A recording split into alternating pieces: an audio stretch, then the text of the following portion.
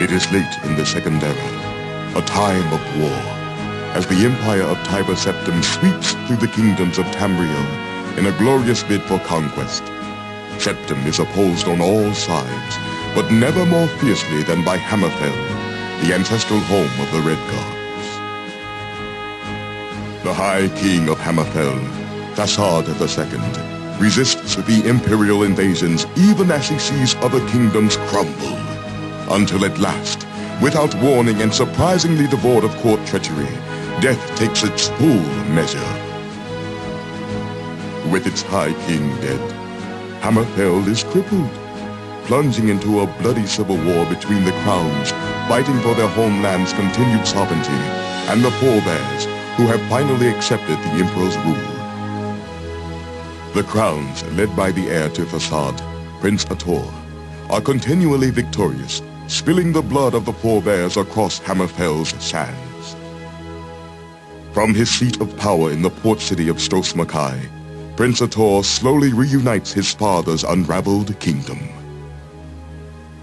Feeling their impending defeat, the forebears sign a pact with the Emperor, allowing him to bring his armies in, crush the crowns, and rule Hammerfell as his own.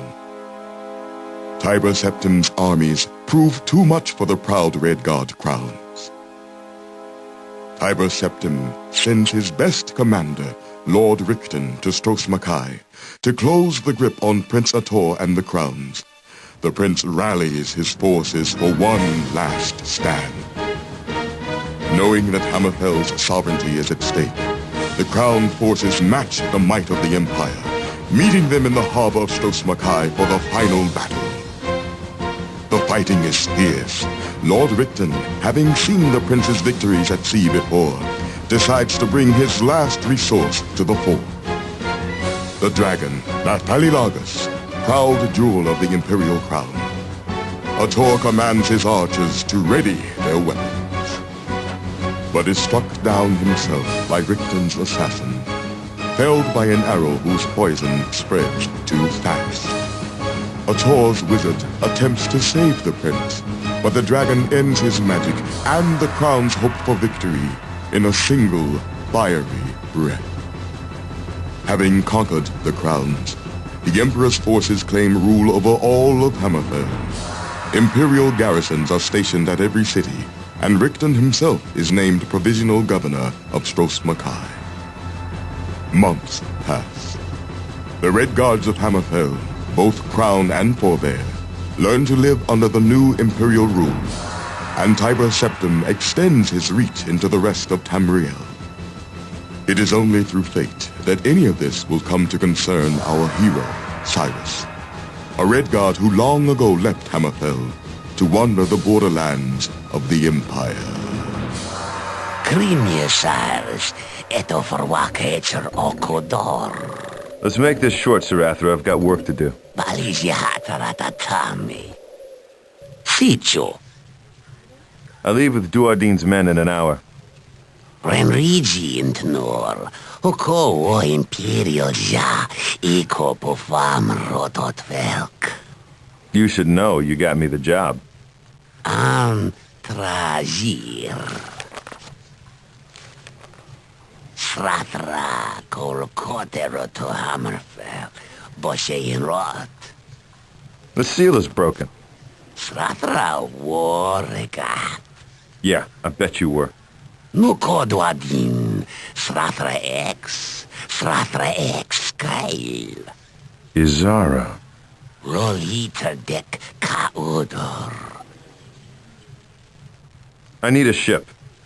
To board the koi Sratra Nakovik Warabarashi. Money, too. Sri Duadin ja. Epako ja. Srik. Pur srafra kadoiliter beko? We haven't spoken in 10 years. There was trouble. Kakatar. I killed her husband.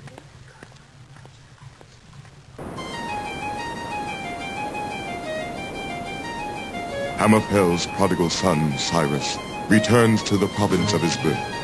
He buys passage to the island of Stros M'Kai in the hopes of rescuing his sister, Izab.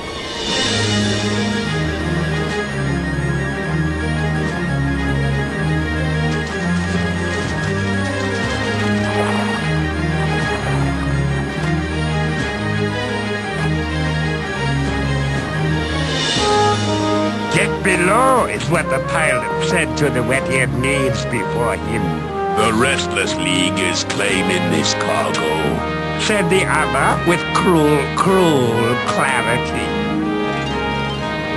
Probably wouldn't make a difference if I told you I had no time for this. This is about Redguard armor, boy. Stand aside. Yes, a doubtful notion it is. Piracy and politics. But there you have it. Never been much for politics. In my day, piracy was honest work. Don't be a hero, boy. Where's the money in that? And yea, verily, by his bravery they were impressed, for a scant few